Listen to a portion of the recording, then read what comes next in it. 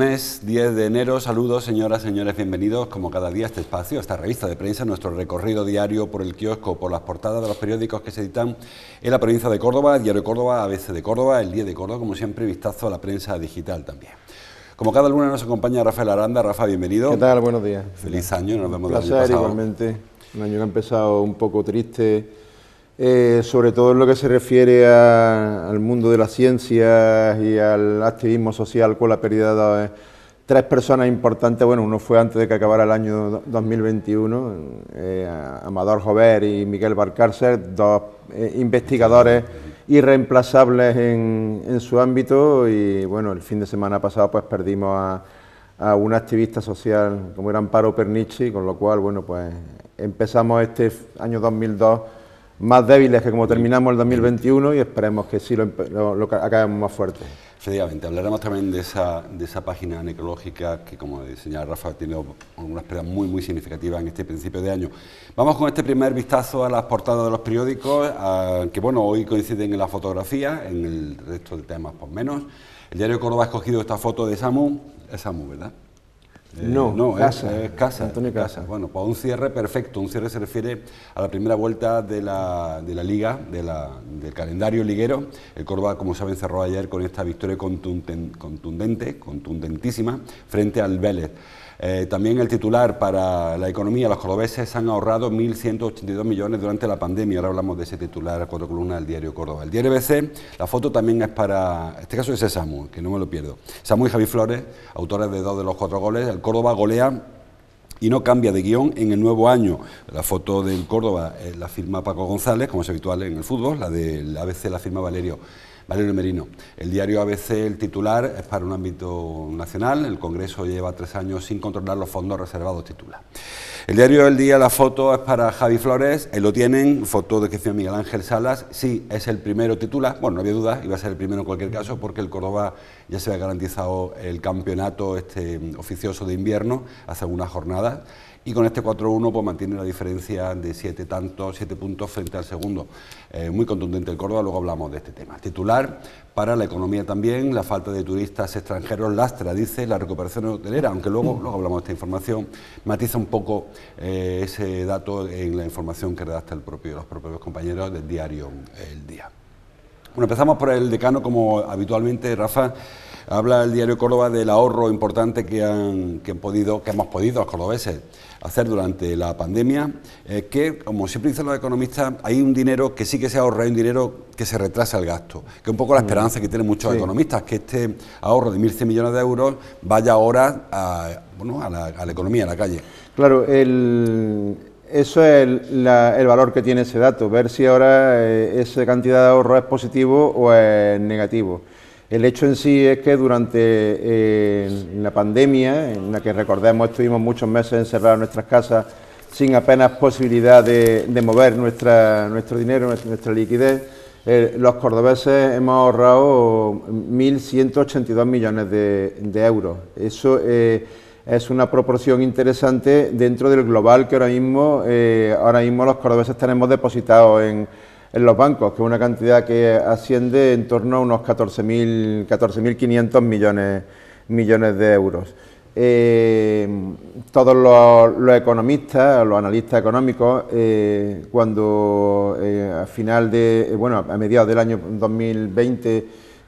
pensaban, cuando se aproximaba el verano, que la pandemia ya se había superado y que la vida iba a volver a recobrar los ritmos normales, los ritmos habituales en nuestro día a día, iba a ser una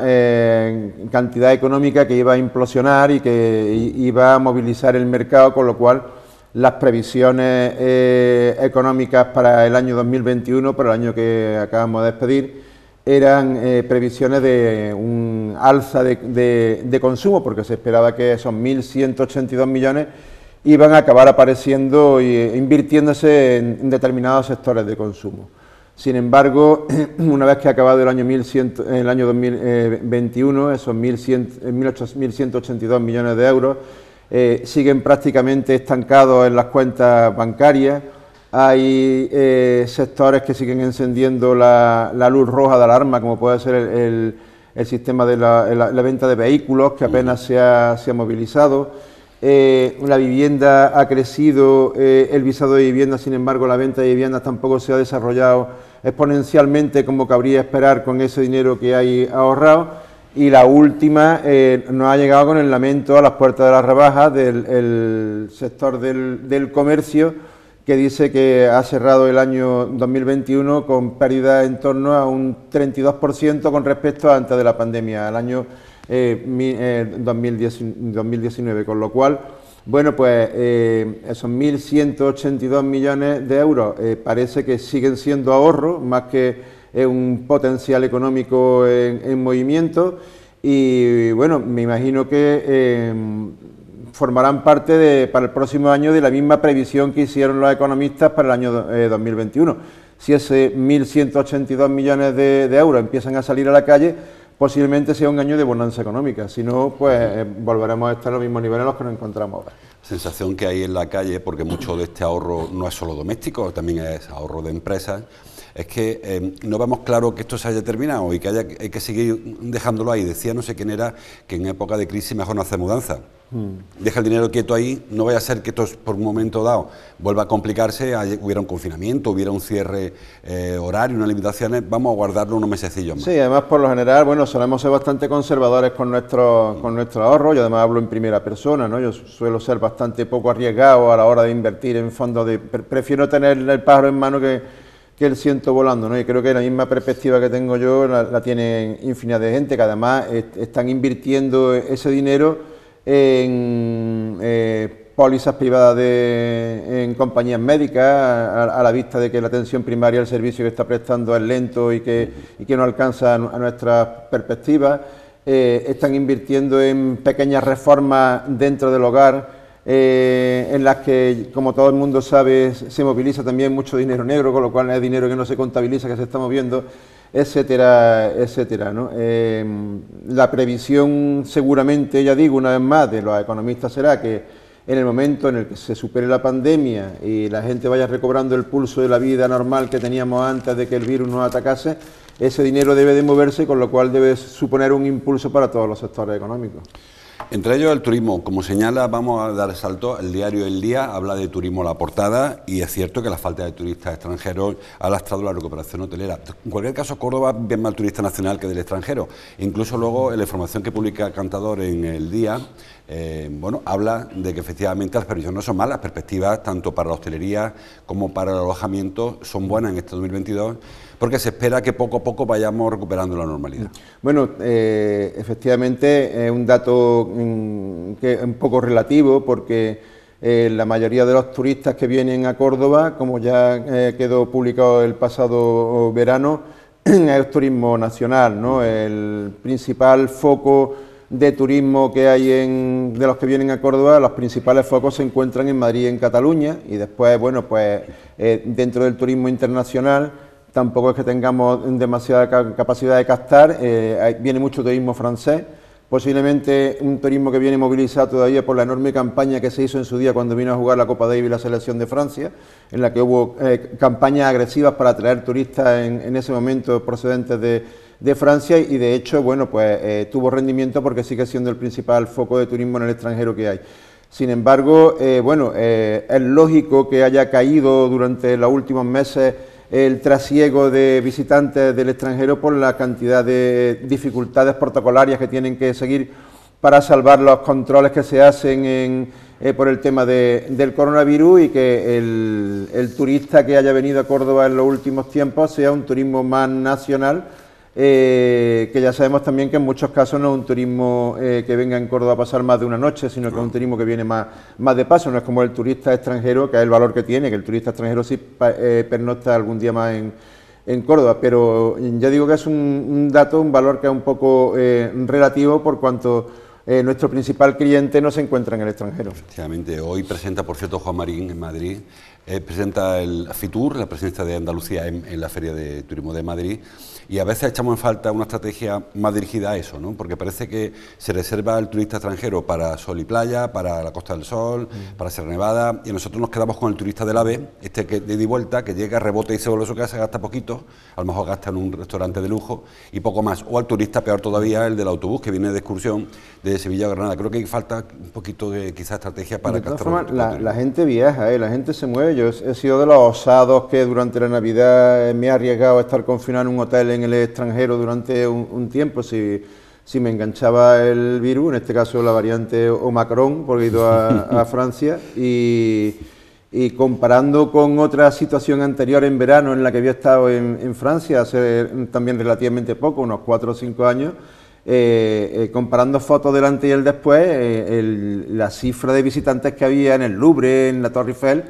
multiplicaba por 3, por 4 y por 5 a las de aquel verano en la que yo estuve en Francia, y además, bueno, he sido testigo de que hay movimientos en los aeropuertos, de que el avión va semilleno, guardando una distancia de seguridad con un asiento vacío, de que los hoteles hay colas para hacer el check-in y el check-out. La gente parece que le ha perdido un poco el miedo también a desplazarse, solamente hay que someterse a una serie protocolaria de estrictos controles con códigos QR, etcétera, pero que a partir de ahí lo que sucede en Francia es muy similar, por ejemplo, y me imagino que lo que sucederá en otros países de Europa y en otros países del mundo, a lo que vivimos en España y en Córdoba, mascarillas por la calle, control para acceder a los restaurantes, etcétera, etcétera, y la gente le ha perdido en ese sentido también un poco el miedo a desplazarse, ¿no? Hablando de la pandemia y del miedo, hoy publica el diario digital La Voz de Córdoba una editorial de la sociedad o de la plataforma de actualización en medicina de familia, pertenece a la Sociedad Española de Medicina de Familia y Comunitaria. Bueno, es una serie de reflexiones que hacen los médicos acerca de la pandemia, de momento actual de la pandemia, y lo que vienen a decir a ellos es que, por supuesto, no se puede perder el miedo al virus, ni mucho menos, pero que hay que empezar ya a aprender a vivir, a tratarlo de otra manera. Hablan, por ejemplo, de que piden que deje de ser excepcional, que se aborde como cualquier otra patología respiratoria, hablan sobre lo absurdo de la mascarilla en la calle, porque no hay manera, hablan de lo absurdo de pelear contra el contagio, porque no se puede prevenir, y sobre todo se vuelcan en la atención a las personas vulnerables, que es donde les va a afectar, como ocurre con una gripe, una pulmonía habitual, una pandemia, la famosa el virus de la influencia Es decir, que en definitiva lo que viene a decir es que ha dejado de ser excepcional, el coronavirus ya es una enfermedad endémica y hay que tratarlo como tal. Bueno, hoy precisamente se reúne, hoy o mañana, creo que esta misma tarde, se reúne el Comité Nacional de Seguimiento a la pandemia para evaluar precisamente si conviene ya cambiar el sistema de baremación, de registro, de incidencia de la enfermedad, en el sentido de que se dejen de tener tanto en cuenta los contagios y más lo que es el número de hospitalizaciones y sobre todo ingresos en UCI, ¿no? Porque ya hemos visto que la variante actual es una variante que se multiplica con mucha velocidad, pero que sin embargo, gracias a que hemos sido muy responsables a la hora de vacunarnos, y lo estamos haciendo también en esta llamada a la tercera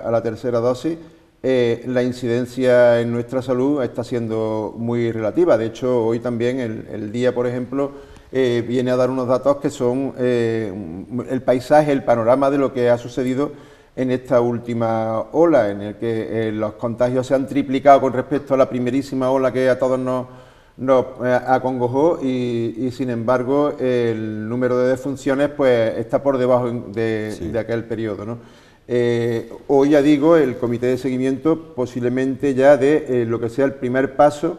para que en un periodo a medio plazo dejemos de considerar el coronavirus como una pandemia global, de tal forma que se espera que a finales de marzo o principio de abril, prácticamente coincidiendo con la Semana Santa, ya bueno, pues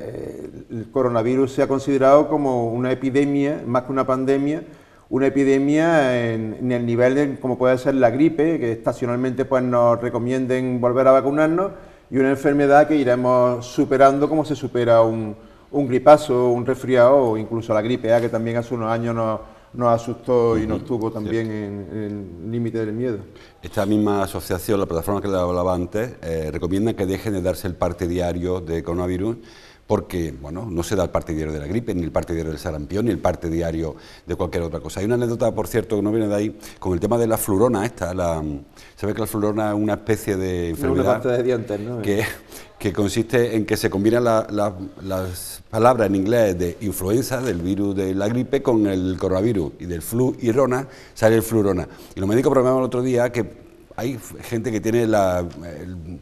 gripe, la diarrea, lo llaman flurrea eso, o sea que estamos empeñados en inventarnos un problema donde en este caso no hay ningún problema, porque hay personas que tienen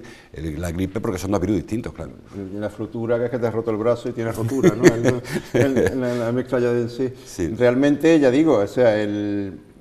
afortunadamente todo apunta a que, bueno, el nivel de vacunación sigue creciendo, la enfermedad ya, el virus, lo estamos también, los seres humanos lo estamos ya metabolizando de tal forma que es uno de los muchos bacterias y virus más que nos suelen atacar y parece que empieza a verse la luz del final del túnel. No obstante, esto no quiere decir que haya que relativizar la importancia del virus, porque es un virus que está condicionando mucho la calidad de la asistencia primaria en los centros hospitalarios, porque son sobre los que ha caído todo el peso de esta sexta ola. Son síntomas muy parecidos a los de la gripe, con lo cual acudimos directamente a nuestro médico de cabecera y están al límite, se está colapsando, y ese colapso que hay en la atención primaria también hay que aliviarlo. Las empresas están también acusando mucho la facilidad, la velocidad con la que el virus se transmite. Para muchas empresas es insostenible que tener en su casa aislado a 7, 10 trabajadores, aunque sea con síntomas de un resfriado, pero que no pueden movilizarse de su casa porque te paralizan la empresa durante una semana, y eso al fin y al cabo son pérdidas. Pocas empresas pueden sostenerse contratando días sustitutos para poder seguir el ritmo de producción. Con lo cual, bueno, aunque en términos de salud estamos hablando de que la pandemia parece que ya no o empieza a perder la gravedad que ha tenido a lo largo de su desarrollo en las 6 olas que hemos traspasado, sí sigue pues generando una serie de condicionantes a los que hay que ir dando respuesta y frente a los que tenemos que protegernos para no fastidiar nuestro entorno. Bueno, pues vamos a terminar con este asunto. El ABC, la portadilla, habla Juan José Aguilar, virólogo, y dice que la sexta ola va a seguir creciendo al menos hasta la última semana de enero, a la consecuencia de las reuniones familiares, reuniones de amigos, los encuentros sociales que ha habido en Navidad. Pues nos queda todavía como 15 días viendo cómo los números siguen creciendo, aunque, insisto, hay que mirar cada vez menos los números y ver otro tipo de condicionantes. Yo creo que la Semana Santa habrá, según la previsión, esta mañana también escuchando yo a un epidemiólogo en una entrevista en televisión, de hecho no la ha descartado, ha dicho que posiblemente se den ya las condiciones para que puedan celebrarse esas manifestaciones en plena vía pública, en espacios abiertos y con un riesgo ya relativo a que el contagio lo que conlleve a eso, un resfriado parecido por aquella época del año a lo que son determinadas alergias que ya te hacen moquear y estornudar y toser, pero eso sí, también él recomienda que se tenga mucho cuidado con los recorridos de las estaciones de penitencia para que sean en espacios abiertos e intentar evitar aglomeraciones y concentraciones ciudadanas, y que por lo tanto yo creo que no me extrañaría que en próximas fechas empezamos a escuchar también a las agrupaciones de cofradías determinados movimientos en lo que son los recorridos habituales, los que conocemos en los pasos. El recorrido oficial por la calle, por Vallellano y por Avenida Cervantes, como la Cabalgata de Reyes. Por cierto, un saludo a Paco Gómez San Miguel, que está regularcete con esto del coronavirus. Bueno, vamos a seguir avanzando. Ha hablado los periódicos hoy del anuncio que ha hecho el Ministerio del Interior, creo que ha sido Interior, sobre la nueva comisaría. Se ha licitado el proyecto de asistencia técnica para la construcción de una nueva comisaría. Lo trae ABC La Portadilla, lo trae el Diario Córdoba, información muy prolija de Isabel Leña de cómo va a ser esa nueva comisaría, que estará, como saben, en la Fuensanta, detrás del Pocito, en la calle Periodista Julio Rutia, una comisaría, bueno, que todos los detalles van saliendo. El proyecto no es definitivo, lo que hay ahora es un anteproyecto que ahora hay una empresa va a asesorar técnicamente para definir. Sí, de hecho yo no sé si lo verá mi hijo, la futura comisaría, porque de momento lo que hay es una aportación económica interesante, pero para empezar a estudiar no son esos 13 millones que trae hoy. Efectivamente, en la asignación presupuestaria que ha habido este año en los presupuestos generales del Estado son 300.000 euros solamente. A mí me gustaría, cuando yo sea mayor, quiero ser proyectólogo,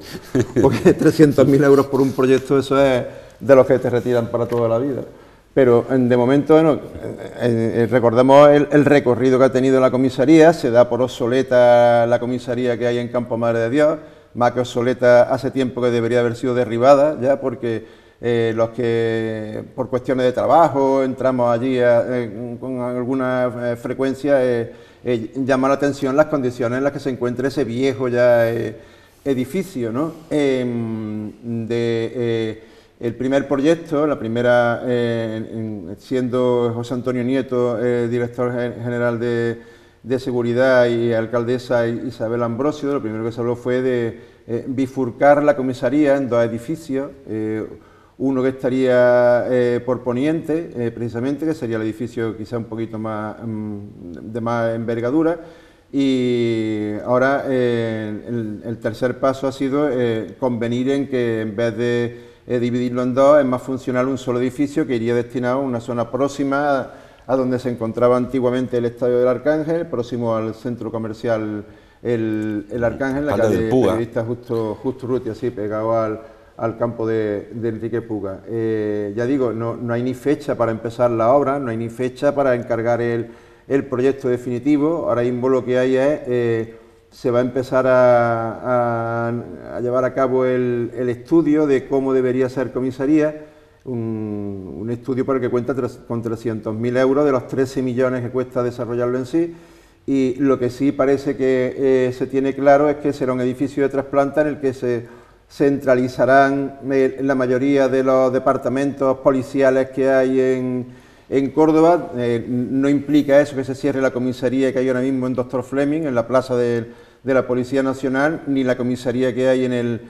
Parque Figueroa, que seguirían prestando un servicio público obligatorio y que acomoda mucho la demanda ciudadana, como es el DNI, llevar a cabo la renovación o la tramitación para los nuevos poseedores del DNI, pero sin embargo, pues el resto de cuerpos de investigación tecnológica, brigadas y el resto de brigadas sí que estarían ubicadas en esa macro comisaría que iría en la calle, por ahí en el centro del barrio del Arcángel. Serían 5 plantas, 3 en altura y dos sótanos. Bueno, y recordar también que se abre una nueva mini comisaría frente de la estación, una oficina de denuncia que también dará una cobertura importante a la zona Pero digo, sin fecha, es que no vaya a ser que la gente piense que de aquí a 3 años vamos a tener la base logística del ejército y una nueva comisaría, no. La nueva comisaría no está ni proyectada, ¿eh? Sí, aquí dan 6 meses para el estudio previo que permita redactar el proyecto, que luego saldrá a concurso para ver cómo se levanta este edificio, que repito, son 5 plantas, 3 en altura, 2 sótanos. De hecho, el sótano va de abajo, el segundo sótano va a la galería de tiro, o sea que no es que sea según el proyecto previo, que luego igual el proyectólogo que dice Rafa se inventa la galería de tiro en la azotea, pero en principio iría ahí. Bueno, 300.000 euros tendrá que trabajarse, ¿no? Bueno, hay más cosas, que se nos va echando el tiempo encima y más cosas que quería yo. Bueno, hablando del obituario, he publicado hoy La Voz el fallecimiento de Guadalupe Suárez de Tangil, la mujer, la viuda del alcalde Cruz Conde, la hija de Conde de Vallellano, que murió también este fin de semana. Una persona, bueno, muy a la sombra de su marido, del alcalde Cruz Conde, pero que tiene mucho que ver con el desarrollo de Córdoba de los años 60. Sí, además una familia en Córdoba reconocida, discutida también, como se ha discutido cuando hemos tenido el cambio de la calle Cruz Conde, etcétera. Pero es una familia que ha tenido mucho peso y que sigue teniéndolo en esta ciudad en el último siglo, en los últimos 80 años. Hay que reconocerle con sus virtudes y sus defectos, obviamente, que la familia Cruz Conde Suárez de Tangil ha transformado, fueron los artífices de la gran transformación de lo que hoy es Córdoba, ¿no? Con infraestructuras importantes como el propio puente de San Rafael, como la propia avenida de Conde de Vallano, como la propia estructuración comercial del centro. Ya digo, el año ha empezado con una necrológica para la ciudad muy triste. La muerte de Amparo Pernici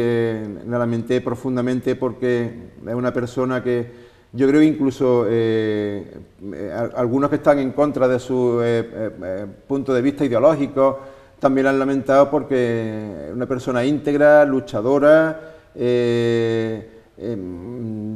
con una capacidad de trabajo sin límites, que inquieta. Este año estaba estudiando la carrera de Derecho con 53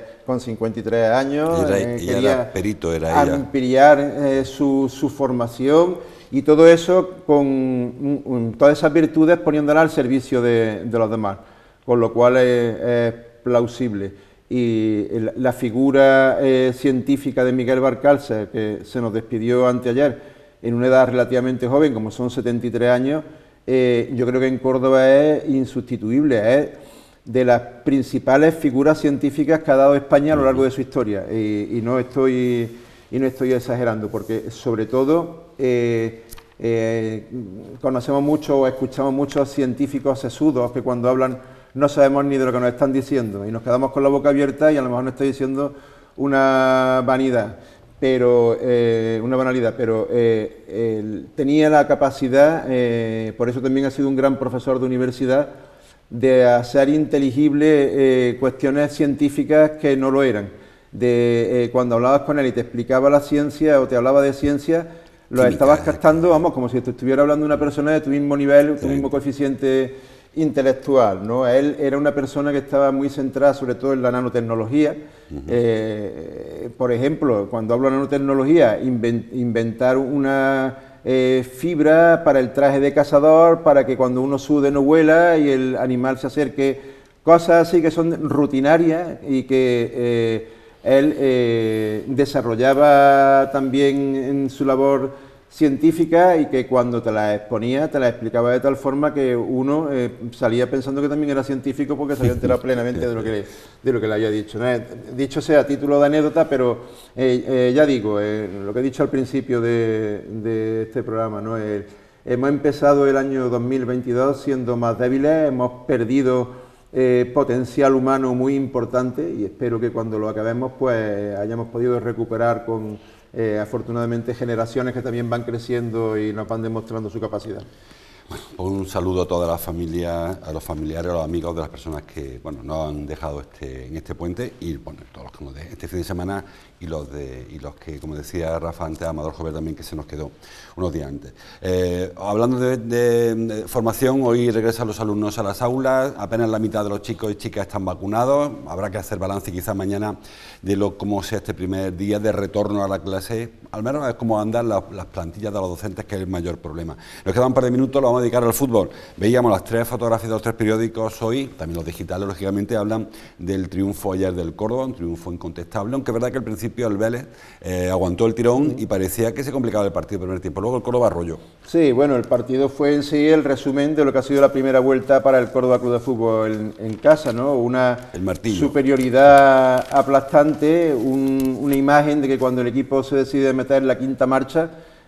no hay rival que sepa o que pueda contenerlo, ¿no? De hecho, tú fíjate, el propio hecho de que los 3 periódicos tengamos 3 futbolistas distintos celebrando un gol en nuestras portadas, es la muestra de la versatilidad que tiene este equipo, que cualquiera es capaz de marcar un gol. De hecho, hay cifras, bueno, Fuentes creo que lleva 9, Casa lleva 9, faltó Willy ayer, Willy que no marcó ayer lleva 11 o 12, o sea que el equipo tiene un potencial a la hora de definir tremendo. Sí es verdad que yo le echo en falta todavía un poco más de regularidad, digamos, en que juega reones, hay momentos del partido en los que incluso llega a aburrirte, pero durante otros momentos el equipo da una imagen de un espectáculo que hacía tiempo que no se veía, ¿no? Ahora mismo, bueno, pues si el Córdoba a final de abril Cuando acabe la pandemia, nos estamos celebrando además que el Córdoba Club de Fútbol haya equipo de la primera ref, será porque se ha producido un accidente que ahora mismo es no creo que no se concibe, ¿no? Mucho tiene que cambiar el panorama para que el Cacereño, que es el equipo que viene por detrás, que le metimos 4 y le sacamos un punto más con el golaveraje, acabe alcanzándonos, ¿no? Y yo a todo esto le pongo un nombre y un apellido. Yo creo que es muy evidente, muy claro el protagonista de esta transformación del Córdoba Club de Fútbol en un equipo que se siente y se cree capaz, que es otra cosa que al Córdoba le ha faltado mucho estos últimos años, que es Germán Crespo, que es el entrenador. Aquí estamos acostumbrados a ver entrenadores con nombre, prestigio, que después han demostrado que su nivel en el banquillo no estaba a la altura de su fama profesional, otros que se han ganado al público tribuneros, levantando los brazos hacia la grada, corriendo para celebrar los goles, haciendo piña y tirándose lo alto de los futbolistas. Y bueno, Germán Crespo esto lo hace su trabajo de una forma callada y con resultados. Currante del fútbol, al que hay que agradecer esa transformación del Córdoba. El Córdoba decía, le viene, esta liga se le ha quedado pequeña, quizá tiene el lunar de que los campos pequeños, los campos de césped artificial, los campos, ahí se agobia un poquito porque en su juego le gusta jugar lo grande, y un equipo con proyección quizá para estar en primera ref con esta plantilla y hacerlo bien ahí. No, bueno, el equipo ha tenido su debilidad cuando ha salido de casa. Recordamos al Montijo, que es el equipo que va al tercero o el cuarto, le pasó por encima también allí, le metió 3 o 4, el Jerez, que viene nuestro próximo rival dentro de 2 semanas, también allí le arrollamos, ¿no? El problema vino cuando el equipo empezó a acusar síntomas de agotamiento a consecuencia de la Copa Federación, del esfuerzo que hizo en la Copa del Rey, etcétera, ¿no? Es de suponer que por muy limitados que sean los campos, que es donde más le está costando desarrollar su juego, como se pudo ver el último partido antes de Navidad en la Isla de La Palma contra el Mensajero,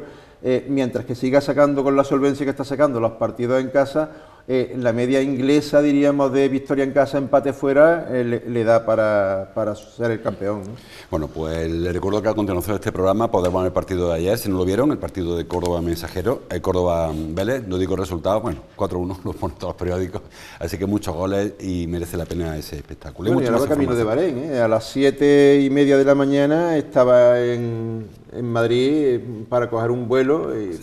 para ir a Bahrein a rendir pleitesía al príncipe propietario del club y jugar un par de partidos contra equipos africanos que denota saberse el nombre. El viernes y el lunes que viene, porque esta semana que viene no hay liga en segunda RF, y se aprovecha este parón para hacer este mini stage, que no sé si hace falta porque el Córdoba no tiene ningún refuerzo durante esta temporada, esta ventana de invierno, pero bueno, sí que sirve para... Sí, bueno, no se descarta que pueda venir alguien para el lateral izquierdo, o incluso algún mediocentro defensivo que sirvan para apuntalar a un equipo en el que yo creo que realmente tampoco hace falta nadie, ni sobra nadie, ¿no? Quizá el principal esfuerzo que tienen que llevar a cabo en el mercado de invierno es sujetar y amarrar futbolistas que están llamando la atención poderosamente a equipos de superior categoría. Sobre todo Samu, que ya hay equipo de segunda que se lo quieren llevar. Bueno, pues se nos va la hora. Gracias, Rafa, por tu visita de hoy. Te espero el lunes que viene. A ustedes, como siempre les digo, hay mucha más información en los periódicos, que les invito a que profundicen, que vayan al kiosco, compren el periódico, lo lean en internet, la radio, las teles. Y si quieren ahora, pues como les decía, partido Córdoba-Vélez, el partido de ayer, que lo verán ahora en redifusión, por si se lo perdieron. Hasta mañana, como siempre, gracias por su atención.